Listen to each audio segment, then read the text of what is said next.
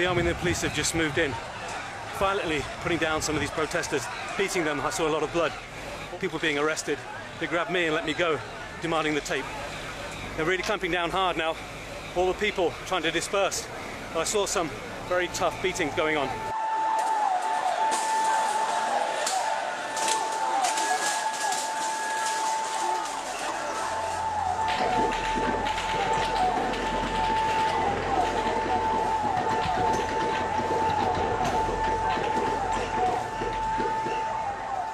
It started as a protest over fuel subsidies. It became a popular uprising against the generals and their policy of oppression. Throughout Myanmar, hundreds of thousands of people took to the streets calling for freedom and democracy. Such gatherings hadn't been seen here for nearly 20 years. The focal point was the former capital, Yangon. At one stage, 100,000 people demonstrated here, and their leaders were the monks, men of peace. They became the rallying point for a nation, worshipped and followed. My name is Tony Bertley, and I was one of the few journalists in Yangon to witness the uprising and the brutal crackdown by the military.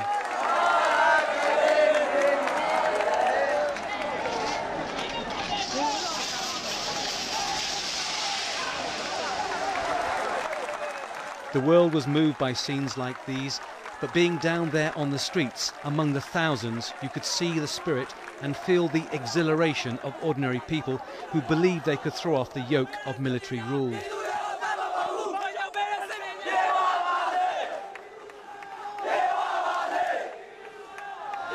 Will you get democracy? All public want democracy. Democracy. The soldier, they're trying to kill the many people that see, they shoot. No democracy here. No democracy. No democracy. No democracy.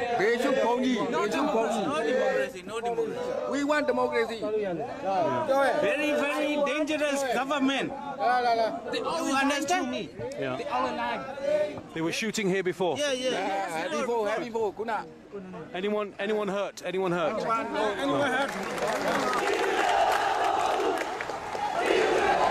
The crowd is growing here. They're moving forward inch by inch, and they seem to be testing the military. They're standing over there with their guns ready. Does anyone's guess what's going to happen?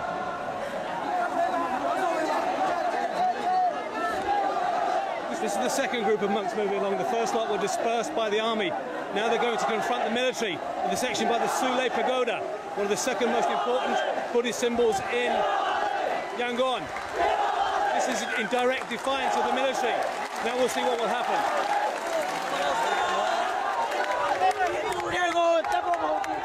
For a little while, nothing happened. The ranks of the protesters swelled.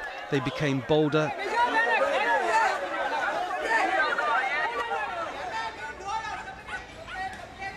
But it wasn't to last.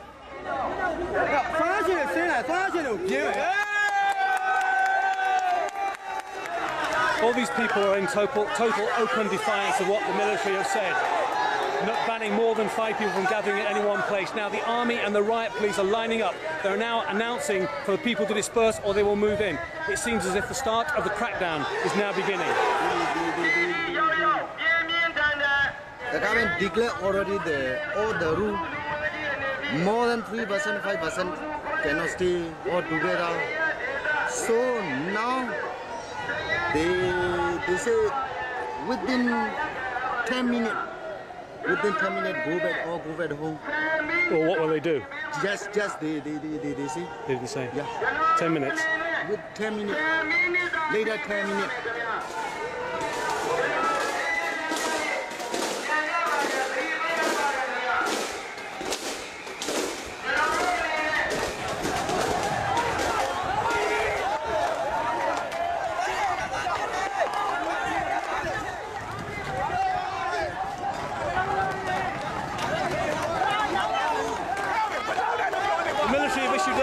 Now the public are responding. They're getting the bricks ready. It seems as if they intend to fight.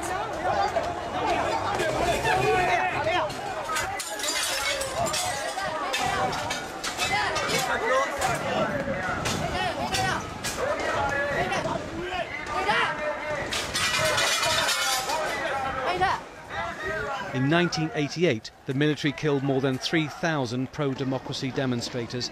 That hadn't been forgotten, and it wasn't long before shots were being fired.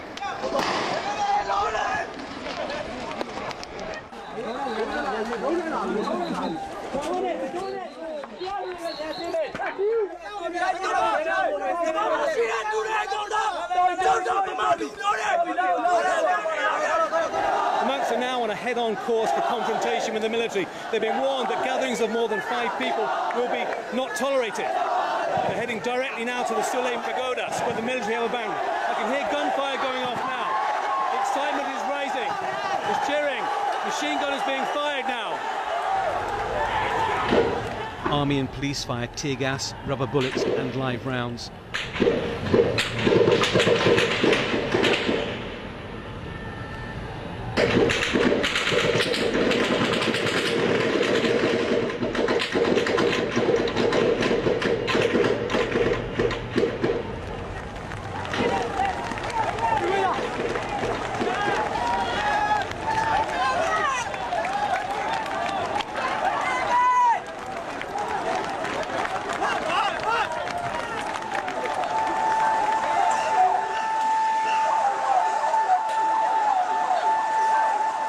In the shadow of the Shwedagon Pagoda, the monks gathered, as it turned out, for one last time.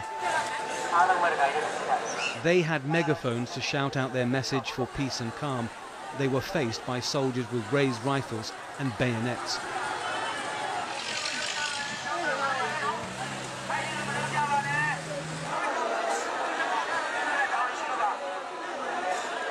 It was monks who tried to keep a tense situation calm.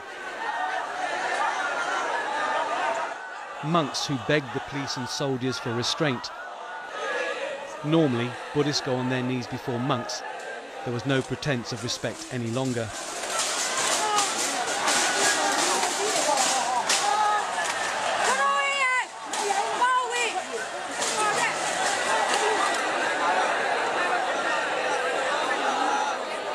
Some of these scenes have never been aired before. It shows how ruthless the security forces were. Myanmar's foreign minister had told the UN Security Council that police and army exercised restraint.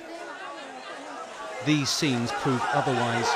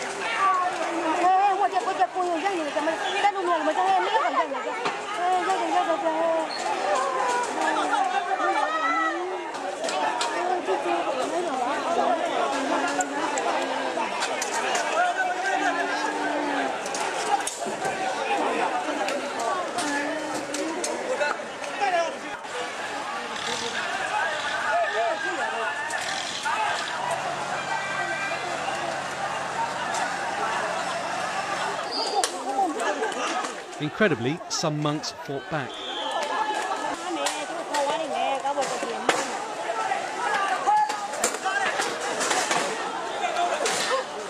Others escaped during the confusion.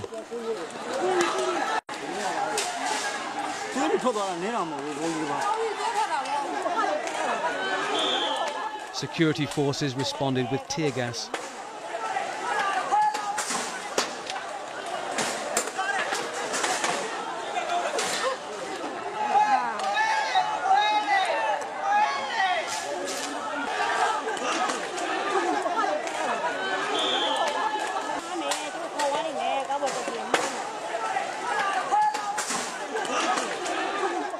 Clashes broke out all over the city. Volleys of shots were fired around us and over our heads.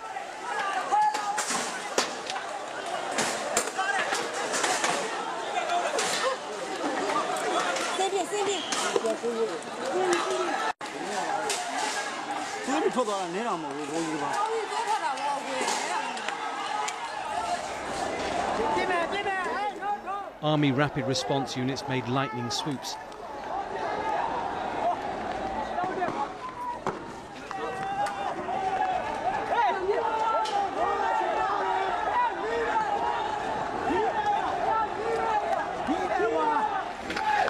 Well, running, the army's coming. I think I'll start firing in a minute, I think.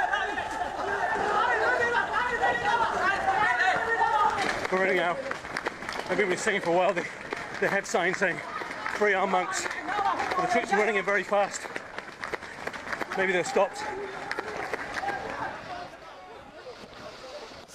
Here, I filmed while I walked through the middle of the soldiers as they beat and arrested civilians. I kept on walking, but eventually I was grabbed and hauled back. In the confusion, I managed to get away with my camera.